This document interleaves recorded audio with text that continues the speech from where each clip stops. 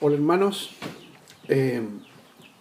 fuera de saludarlo, quiero tener un breve momento de oración y poder enfrentarnos hoy día a una reflexión, como lo hacemos semana a semana, en un momento de devocional, hacer un alto en el día y tener un espacio para poder meditar en la palabra del Señor. Les invito a que oremos.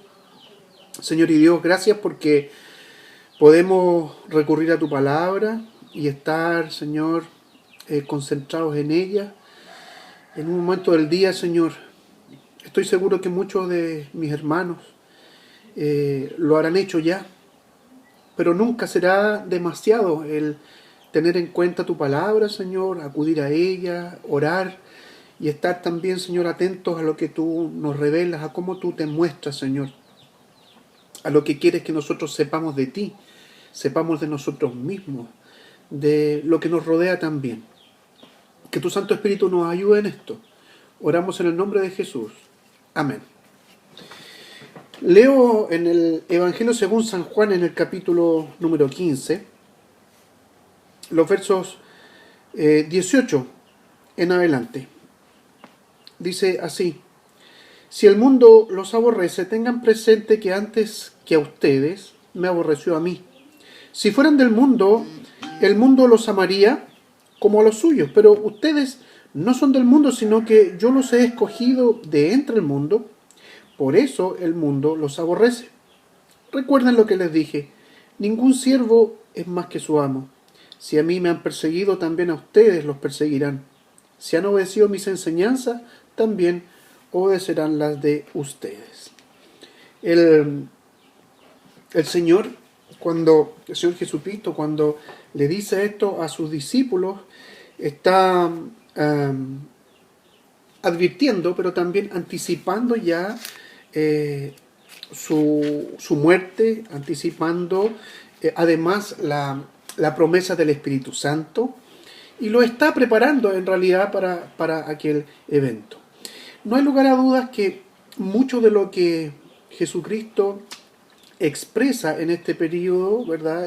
Previo, digamos, en su pasión y previo, ¿verdad?, a la muerte y resurrección, tiene que ver con cuestiones que van a acontecer en los días siguientes, pero también mucho de lo que él habló tiene una extensión hasta el día en que él realmente vuelva, ¿ya?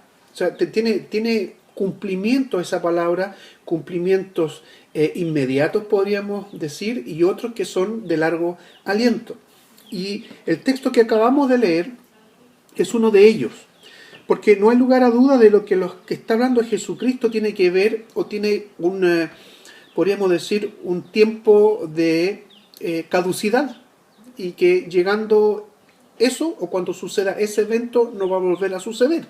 Y lo que está hablando Jesucristo aquí tiene que ver con el padecimiento de quienes son sus discípulos, o padecer por causa de Jesucristo. Esto es algo hoy día, o quizás de unos años hasta ahora, muy impopular. Así como es impopular predicar el Evangelio tal como la Biblia dice, ¿no es cierto?, como la Biblia lo muestra, predicar el Evangelio hoy día de esa manera es impopular. ¿Por qué digo de esta manera o de esa manera?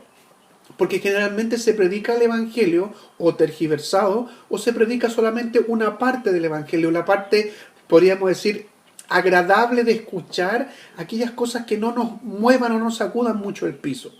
Bueno, Jesucristo aquí está diciendo que sus discípulos, Él los escogió de entre el mundo, los sacó de allí. Ahora tienen una nueva vida. Y por sacarlos y darles nueva vida, esa nueva vida implica obrar de acuerdo a la voluntad de Jesucristo y vivir el tipo de vida que Jesucristo también vivió. El mundo los va a aborrecer, el mundo los va a odiar. Y esto, hermanos amados, es para nosotros también hoy. Y Jesucristo les dice: acuérdense que yo les enseñé que ningún siervo es más que su amo. Él se está identificando como el Señor, y los discípulos como los siervos, o como aquellos que están sirviendo también, o siendo discipulados. Y agrega, si a mí me han perseguido, dice Jesucristo, y eso era evidente para los discípulos. Los fariseos los perseguían, el pueblo en realidad estaba un tanto dividido, pero eran más los que querían que Jesucristo desapareciera de allí, de la escena, que los que se quedaran con él, ¿verdad? Si a mí me han despreciado, también a ustedes los perseguirán. Entonces, hermanos, hoy día tenemos que entender, y siempre en realidad, que parte de la vida del discípulo, parte de la vida del cristiano, implica tener contrariedad en este sentido. No tenemos, por tanto, que atemorizarnos, porque Jesucristo le dice todo esto, el verso 1 del capítulo 16, le dice, todo esto les he dicho para que no flaquee su fe. Es decir, ante la persecución, ante el odio, ante el rechazo, que su fe no flaquee, porque esto es parte de la vida, es parte del costo, del alto costo de ser discípulo de Jesucristo, de ser cristiano, de vivir la fe. No solamente de creer, no solamente de tener fe, sino que de vivirla, es parte. Serán despreciados, serán perseguidos. Yo creo que ninguno de nosotros, por lo menos en Chile, y quizás en Occidente, ha sufrido la persecución como tal. Pero sí, muchas veces hemos enfrentado, y ustedes estarán de acuerdo conmigo, este temor de decir, no, no estoy de acuerdo con eso. Y no estoy de acuerdo con eso porque yo soy cristiano. Y como soy cristiano, creo lo que dice la Biblia. Porque creo que la Biblia es la palabra del Señor inspirada, es la autoridad para mi vida. Muchos de nosotros nos hemos visto probablemente en esa circunstancia, en esa disyuntiva. ¿Digo que soy cristiano? ¿Digo que rechazo eso o no? Y es por temor. Entonces Jesucristo dice, todo esto les he dicho justamente para que no tengan temor, para que no flaquee su fe, para que no flaquee la fe.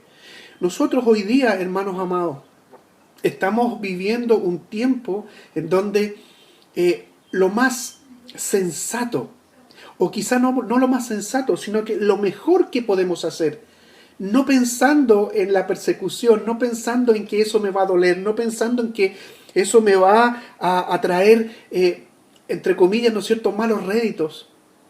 Tenemos que vivir la fe y tenemos que expresar nuestra fe donde nosotros estemos, porque eso es parte del discipulado, eso es parte de vivir la fe de Jesucristo. No tengamos temor. Una marca de que eres un verdadero cristiano será que te rechacen muchas veces.